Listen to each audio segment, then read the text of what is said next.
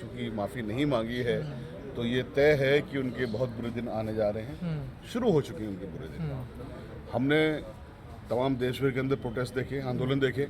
हमने वो भी चित्र देखे कि उनके चित्र पर लोग पेशाब कर रहे हैं। हमने उनकी प्रतिमाओं को जलते हुए भी देखा। तो तमाम तरह की चीज़ें उनके साथ हो रही हैं, क्योंकि ये देश जो है ना, ये देश अम्बेडकरवादी देश है बेसिकली। अम्बेडकर साहब का अपमान कोई बर्दाश्त नहीं कर सकता, चाहे उसका मज़हब कोई भी हो। मैं मुसलमान हूँ, मैं ही बर्दाश्त नहीं कर सकता। कोई हिंदू है वो भी बर्दाश्त नहीं करेगा, जो भी इंसानियत की बात करने वाला बर्दाश्त नहीं करेगा। दलित समाज बर्दाश्त नहीं करेगा, वो भी समाज बर्दाश्त नहीं करेगा। तो जब अमित शाह जी ने बेइज्जती की है, इंटेंशनली बेइज्जती की है, 6 बार उस वर्ड को लिया है, 5000 साल पुराने युग में आप ले जाना चाहते हो, तो आपने जब अपमान किया है, तो ये मैं आपको एक बात और बता दूं, खाली माफ़ी से भी काम नहीं चलने वाला है। अमित शाह साहब का तो उनको रेजिग्नेशन लेना चाहिए, उनका रेजिग्नेशन लेना चाहिए। अम्बेडकर फैशन हो गया है देश में। तभी तो बता रहा हूँ, 6 बार उन्होंने एक अल्फाज को लेकर के ये जो उन्होंने बदतमीजी की, जो अपमान किया, इसकी सज़ा सिर्फ ये नहीं है कि माफ़ी मांगे, उनको तो मंत्री पद से इस्तीफा उनका होना चाहिए, उनको निकाला जाना चाहिए। इस तरह की मानसिकता के लोग, हालांकि पूरी पार्टी की वही मानसिकता है, ये उजागर चीज़ कह रहे अगर कांग्रेस इतना नाम भगवान का लेती तो स्वर्ग मिल जाता। सर उनकी दरअसल बात कांग्रेस के लिए नहीं है, बात उनकी ये है कि जो भी अम्बेडकरवादी हैं, ये मैसेज उनको वो देना चाहते थे कि साहब आप जो अम्बेडकर साहब करते रहते हो, 6 बार ये बात कहने का, उन्होंने तो खैर साहब नहीं कहा, ये आप इतना नाम भगवान कर लेते तो आपको 7 जन्मों का स्वर्ग मिल जाता। तो भाई ले लो ना आप स्वर्ग, आपको किसने मना किया स्वर्ग लेने के लिए? या तो अम्बेडकर साहब ने स्वर्ग दिया इस धरती पर, तो पूरे दलित समाज को, या पूरे पिछड़े समाज को, या दबे कुचले समाज को, इसमें तमाम मजहब के लोग हैं। तो ये मरने के बाद क्या होगा उसके बाद किसी को पता नहीं है ना, अपना अपना सबका धर्म का हिसाब किताब है। लेकिन दुनिया के अंदर तो हम देख रहे हैं ना कि जिन लोगों पर अत्याचार हुए, जिन लोगों को पढ़ने का अधिकार नहीं था, कपड़े पहनने का अधिकार नहीं था, स्कूल कॉलेज में जाने का अधिकार नहीं था, मंदिरों में तो आज तक भी अधिकार नहीं है, घोड़ी में बैठने का तो आज भी अधिकार नहीं है, इन लोगों को जब सारे अधिकार मिले। चिंता इस बात की है कि ये दरअसल इंसान को इंसान नहीं समझते। ये जिस स्मृति को फॉलो करती है, मनुस्मृति जिसको कहते हैं, उसके मुताबिक शूद्र में, एक पर्टिकुलर समाज को शूद्र में मान लिया गया, उनका कोई हक ही नहीं है। तो इनको दिक्कत वहाँ पर है कि इनको हक कैसे मिले, इनको तो फिर वापस उसी युग में धक्के लिए था। तो ये दरअसल इन साजिशों को समझने की ज़रूरत है कि ये आपको उसी युग में ले जाना चाहते हैं जहाँ पर कोई हक आपके पास नहीं थे, जो ऐसा नहीं होना चाहिए। जितने भी अम्बेडकरवादी हैं देश में, एक बड़ा आंदोलन खड़ा नहीं कर पाए, क्या वजह रही है? क्या डरे हुए हैं अम्बेडकरवादी? देखिए, आंदोलन तो बहुत बड़ा आंदोलन हुआ है, लेकिन जो मेन स्ट्रीम मीडिया है उस आंदोलन को दबाने में, उसको जब नहीं दिखाएंगे तो आंदोलन दब जाएगा। ऐसा होता है कि जब मेन स्ट्रीम मीडिया किसी आंदोलन को दिखाना शुरू करती है तो हिट होता है। जब उन्होंने ये कर देना कि सब दिखाने नहीं है हमने, तो क्या उसको कर लोगे आप? हमने जंतर मंतर पर 3 बार वहाँ पर, एक बार उसके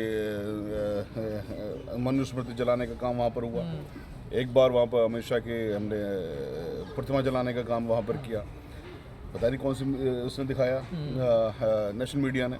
इस तरह के पूरे देश भर के आंदोलन हुए, तमाम सोशल मीडिया पर सब कुछ मौजूद है। लेकिन आंदोलनों को दबाने के लिए उन्होंने पूरी अपनी सरकारी मशीनरी लगा दी। क्या करते हैं?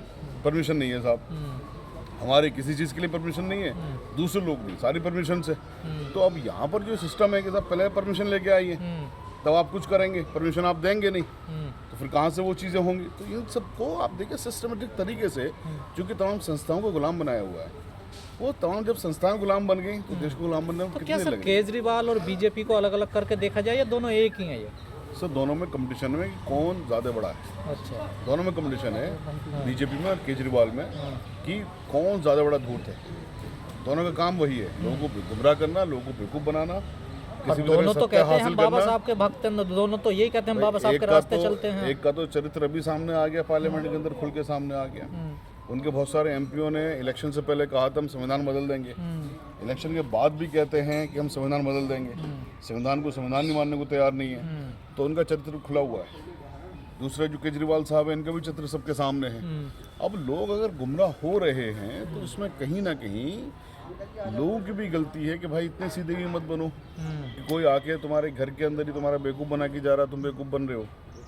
लोगों से भी हमारा आग्रह है, कुछ ना कुछ गलतियां हम लोगों के पार्ट पे भी हैं कि शायद इस आंदोलन को या इन चीज़ों को हम ज़्यादा लोगों के पास तक नहीं पहुंचा पाते या नहीं पहुंचा पा रहे हैं। कुछ गलतियां हमारे जो मीडिया में बंधु हैं, जो हमारे भाई हैं, आप जैसे भाई हैं हमारे, ठीक है, उनकी भी मैं कुछ ना कुछ गलतियां मानता हूं। वो ये मानता हूं कि सब इन चीज़ों को अगर हम ज़्यादा बढ़ाएंगे, लोगों के पास ज़्यादा पहुँचाएंगे, तो लोगों के पास ज़्यादा पहुँचेंगी। यहीं पर एक चीज़ और आ जाती है निकल के कि अभी आपने देखा होगा कि तमाम जो सोशल मीडिया में जो चैनल्स चलती हैं, यूट्यूब चैनल्स चलते हैं, इन सब की रीच कम कर दी गई। तो ये जो सारी चीज़ें हैं, मेन स्ट्रीम में आप दिखाई नहीं दोगे, सोशल मीडिया में यूट्यूबर से उनकी रीच आप कम कर दोगे, तो आप यानी मैसेज को लोगों के पास तक ज़्यादा जाने नहीं देना चाहते हो, ना आप जाने देते हो। वकील तो साहब, ये गुलामी की तरफ बढ़ाने की चीज़ें हैं। वकील साहब एक कवि हैं कि कुमार विश्वास शर्मा जी, उनके आजकल बड़े बयान, उनकी बोली बिगड़ रही है, लगातार विवादित बयान दे रहे हैं। वो कह रहे हैं कि जो राम का नहीं वो हराम का है, कभी किसी की शादी को लेकर, कभी किसी बच्चे को नाम को लेकर टारगेट कर रहे हैं। ये जिनका भी नाम ले रहे हो आप, कुमार विश्वास, हाँ, जिनका भी नाम ले रहे हो आप, ये भी इन्हीं की तो टीम थी, केजरीवाल साहब की। और केजरीवाल साहब की टीम, इनकी टीम, ये सब बीजेपी की टीम थी। अन्ना हजारे साहब सब बीजेपी की टीम थी। ये सारे लोग एक्सपोज हो चुके हैं अब। तो बेसिकली टीम एक ही है। नाम इनका कभी कुमार विश्वास हो जाए या अरविंद केजरीवाल हो जाए या अमित शाह साहब हो जाए, कोई भी नाम हो जाए, टीम एक ही है, इनका काम एक ही है। Anti Dalit, anti Muslim, anti minorities, anti OBC, ये इनकी पॉलिसी है। देश को गुलाम बनाने की इनकी पॉलिसी है, और देश को गुलाम बना करके यहाँ पर मनुस्मृति को लागू करवाने की इनकी पॉलिसी। नाम अलग अलग भले हैं इनके, काम सबका अगर सोनाक्षी ने किसी मुस्लिम लड़के से शादी कर ली तो क्या दिक्कत है? देखिए, हमारे देश में ना सबको अपना अपना अधिकार है, धर्म का अधिकार, सबका अपना पर्सनल चीज़ है।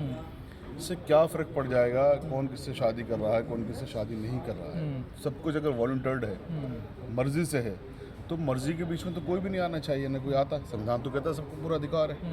कि संविधान जब पूरा अधिकार दे रहा है तो कोई भी आदमी उस अधिकार को छीन कर सकता है। बीजेपी को खुश करने के चक्कर में लगे हुए हैं कुमार विश्वास, राज्यसभा या कुछ मिल जाए।